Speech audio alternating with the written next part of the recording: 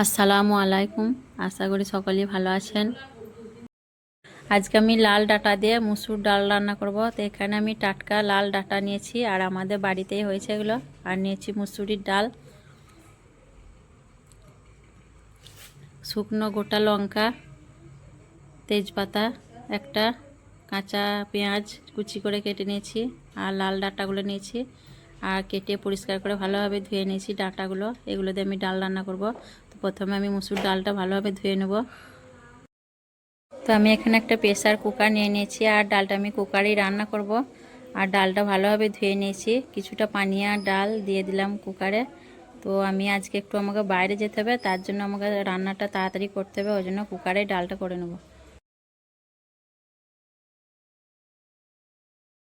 ডাঁটাগুলো আমি দিয়ে দিচ্ছি।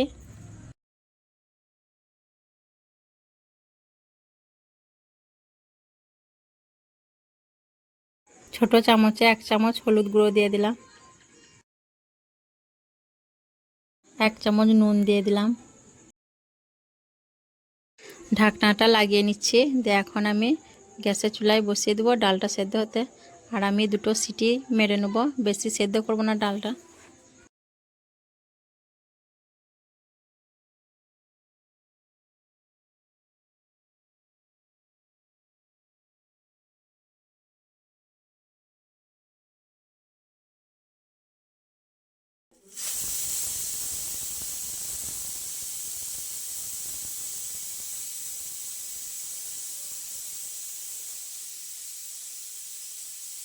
পরপর 2টো সিটি দেওয়া হয়ে গেল। এখন আমি গ্যাসের চুলাটা বন্ধ করে দেব।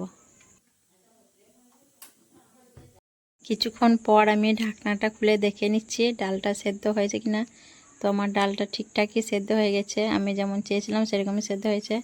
আর এখন আমি ফোড়নের জন্য কড়াই চাপাবো। কড়াই এখন দিয়ে দিচ্ছি সর্ষের তেল। তেলটা গরম হয়ে গেছে, কিছুটা কাঁচা জিরে দিয়ে দিলাম ফোড়নে। আর এখন একটু খুন্তি দিয়ে নাড়াচাড়া করে নেব।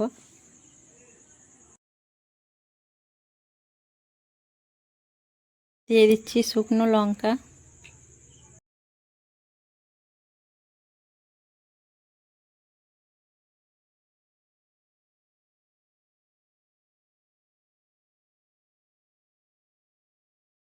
লঙ্কাটা একটু লাল করে ভেজে নেব।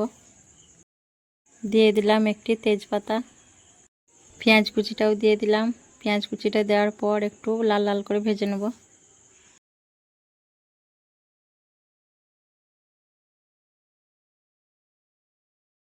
পেঁয়াজটা কিছুক্ষণ ভাজার পর দিয়ে দিচ্ছি আদা রসুন বাটা।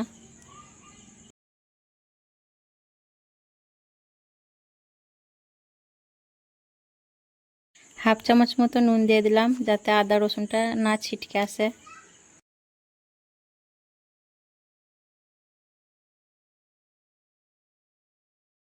ফোড়নটা আমার ভালোভাবে ভাজা হয়ে গেছে, এখন ডালটা দিয়ে দিচ্ছি।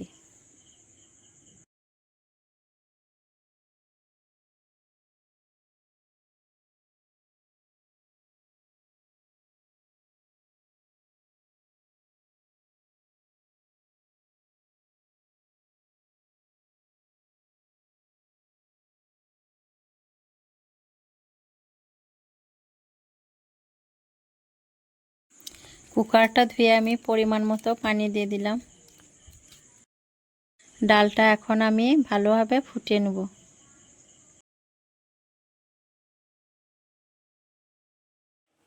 ডালটি আমি বেশ কিছুক্ষণ ভালো করে ফুটিয়ে নেব।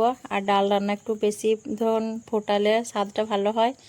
আর আমার রান্নাগুলো যদি ভালো লাগে অবশ্যই লাইক কমেন্ট করবেন। আর এই ডাঁটাদের ডাল রান্নাটি খুবই মজাদার হয়। আর আমার ভিডিওগুলো ভালো লাগলে অবশ্যই আমার চ্যানেলটা সাবস্ক্রাইব করে আমাদের পাশে থাকবেন। আমাদের ভিডিওগুলো যারা না টেনে পুরোটাই দেখছেন তাদেরকে অনেক অনেক ধন্যবাদ। আর যারা নতুন বন্ধু আছেন তারা অবশ্যই চ্যানেলটা সাবস্ক্রাইব করবেন। তো আসবো আবার পরের ভিডিওয়। আল্লাহ হাফিজ।